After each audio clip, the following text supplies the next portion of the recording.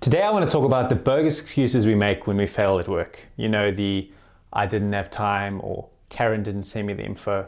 Really, Karen? Again?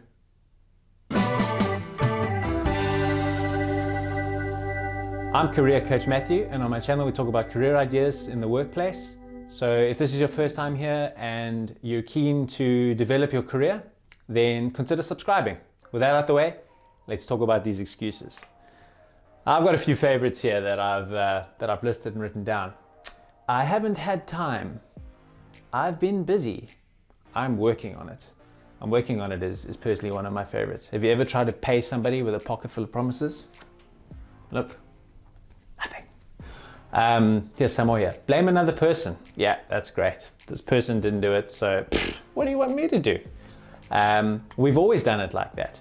My absolute favorite. Something is just a colossal stuff up, but we all just keep following the leader, and you know, whatever happens, happens.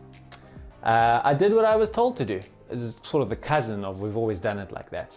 In other words, nobody really seems to be applying much by way of initiative.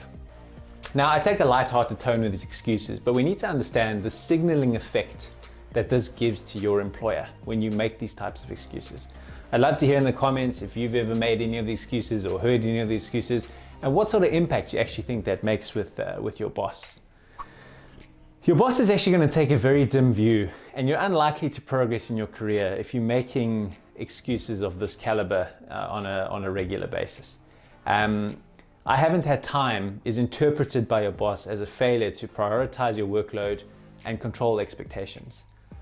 You've got to remember the chain of tasks. What you do generally goes into something that somebody else then does with it. So if you're late, you make them late, and so on. Often that ends up meaning that that person stays late at work or has to give up time with their family and make additional sacrifices because people that are feeding into their workload are failing to deliver when they need to deliver. And that's where the anger and the frustration comes from. It's not just a case of the deadline is there for the sake of a deadline.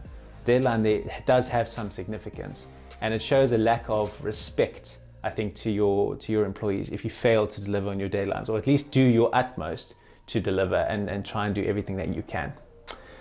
Blaming another person is failure to manage independencies and sometimes to notify your boss. And we've always done it that way, / I did what I was told to do is a signal that you are not here at work to think one iota. You're just here to be, I am a robot. So I've got some advice on how you can improve in this area of your career. The first thing I would suggest is you've got to learn how to prioritize your workload. This isn't easy. It's not something that everybody can do. So get your boss's input on it. My employees come to me and they say, look, I've got a lot on the go. I'm not sure what's the most important or how I should go about doing this. Can you help me prioritizing it? And I appreciate it. It's good. It's something, it shows that you're at least conscious of the fact that your workload needs to be prioritized, and you're also conscious of the fact that there are these deadlines. Understand the part you play in the overall sequence of events. So if you know that you need to be done at Friday at 2 o'clock, if you know that you're not done, what is that going to mean for the next person in the chain? And if you understand the process, then you can communicate and help control expectations with people up the chain, and they will appreciate the fact that you at least let them know so they can make any adjustments and also communicate with people that they need to deliver to and people that they have deadlines for. The third thing I recommend is you need to learn how to influence people that you are depending on. In other words, managing interdependencies. A trade usually works pretty well here. So what I don't recommend, don't become a keyboard warrior. Dear Karen, you didn't send me the information on time, and now my boss is mad at you. Please don't do it again. Not the way to go. I suggest building a relationship with Karen. Speaking to her, communicating, helping her understand the impact of her not sending you the information on time. Try and build a relationship. What I mean by a trade is you can maybe volunteer to do something for her sooner or help her with something so that we can make the process more efficient and everybody wins. Great way to improve interpersonal or peer level working relationships.